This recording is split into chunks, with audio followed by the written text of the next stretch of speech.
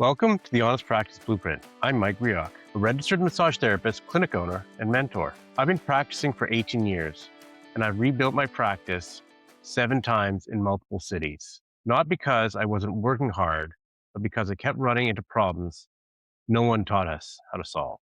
When I finally started treating in a way that aligned with my values, everything changed. This podcast exists to share those lessons honestly, so you don't have to spend your years learning them the hard way. Welcome to the podcast. So today I want to talk honestly about mistakes I made early in my career as a registered massage therapist. These aren't mistakes that came from being careless or lazy. They came from not having systems, from not being taught how to think about practice beyond the treatment room. Now, none of these mistakes came from bad intent. They came from missing critical systems. So if you're early in practice, or even 5 to 10 years in, there's a good chance you'll recognize yourself in some of these. So what are these mistakes? So the first mistake is that I looked down on sales. Early in my career, the idea of sales made me feel gross. Associated sales with pressure, with manipulation, or convincing someone to do something they didn't really want to do. And I didn't want that anywhere near my work. What I didn't understand back then is that sales is not about convincing. Sales is really about discovery and about helping people. Sales is the process of figuring out what someone actually needs and helping them get there. We do this all the time in massage therapy, whether we call it sales or not. So when we ask questions during an intake, we're trying to understand the real problem. When we recommend an exercise, we are selling an idea. When we suggest a treatment plan, we are actually asking someone to commit to a process that serves them. Now, that's not manipulation, that's care. I had a patient who struggled with doing their rehab exercise. I think we've all had that. And they knew that those exercises were important to them getting better. And I knew that it mattered, but nothing changed.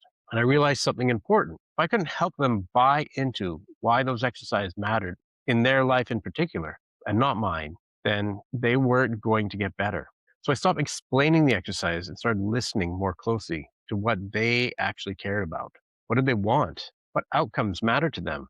What would success look like in the real world?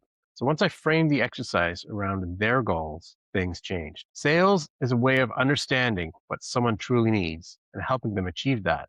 The same skills that help a patient commit to rehab helps the right people commit to working with you. Now, if you don't explain your value clearly, the people who need you most, they won't find it. If you explain your value clearly, the people who need you most won't find you. Okay, let's move on to mistake number 2. And this is kind of, well, a little bit embarrassing, but it's super common. And that's that I didn't save for taxes. And early on, when we first started out, we were living paycheck to paycheck.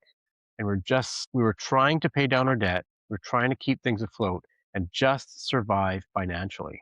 So when tax time came around, fear showed up. Now that fear is really common. It's pretty normal. And almost every self-employed practitioner experiences at some point. Actually, most self-employed people get this. And I remember hearing other massage therapists say things like, I had to take out a $10,000 loan to pay my taxes this year. And many people have done that multiple times. It's really, really not the best thing to do. Um, there's not much explanation when that person said that. And it just felt like it was a normal thing. So that fear came up again and again for that person. And I was noticing that fear too with myself and my own things that were going on. So we would spend whatever was in the business and then scramble for months before our taxes were due, just trying to save as fast as possible to make enough money to pay our accountant and to pay our taxes on time. It was super stressful and it really feels heavy. It doesn't feel secure at all. It's really uncomfortable. So not saving for taxes is just borrowing from the future to pay for the present. You're always behind trying to pay off your debt from last year and then save for the next year. It's really makes paying things and saving really impossible. The important thing that I want to say here, though, is that the fear around tax time is super normal and it does not have to be permanent. Like taxes are not a surprise expense. They're super predictable. So the fear disappears when you have a system that creates clarity. Once money has a job, once your taxes are set aside automatically, tax season becomes super boring instead of terrifying. I wasn't bad with money. I just didn't have a system ready. And those systems, they turn that fear into predictability. Okay, let's move on to mistake number 3. I assumed people would find me. So for a long time, I believed that if I just got good enough at my job, people would find me. That skill alone would create a referral. But skill doesn't equal visibility. Part of this was cultural. I think probably it's a Canadian thing to be really humble or think you need to be super humble. But being confident is different than that. Being confident, it can feel like bragging, and that bragging can feel really uncomfortable, right? So then you downplay yourself and then wonder why nothing's happening. But I find that it's not just being humble. When you're humble, you're actually being invisible. So what really changed things for me was getting out of the isolation. I started to show up in community. I joined groups where people actually celebrated each other's business, groups where success wasn't threatening, referrals were normal, where people talked openly about what they did and who they helped. That environment matters. If you surround yourself with people who support growth, visibility feels natural instead of awkward. People can't refer people can't refer you if they don't understand what you do. So visibility is not bragging, it's clarity, and community makes that clarity easier. Okay, mistake number 4 is that I didn't plan for time off. But for a long time, taking time off felt irresponsible. Not just vacations, but sick days and family needs and life events. They all were very stressful. I had a very strong contractor mindset from my past experiences. Most of my jobs I've had in my life, almost all of them, have been contractor jobs, if not been employment jobs. So I was not used to getting sick pay. I was never used to getting holiday pay. That was just something I've never experienced in my life. And if I didn't work, I didn't get paid. That's just how it was. That's how it is to today. So my solution was always the same: just work harder and work harder after. And that doesn't create rest, it creates delayed anxiety. If I take time off without a plan, that isn't rest, right? Because I have to work twice as hard on either side of that break. But once I learned to plan for time off financially and operationally, everything changed. Rest stopped being stressful, and time away didn't feel like punishment. Time off isn't something you earn later, it's something you design for.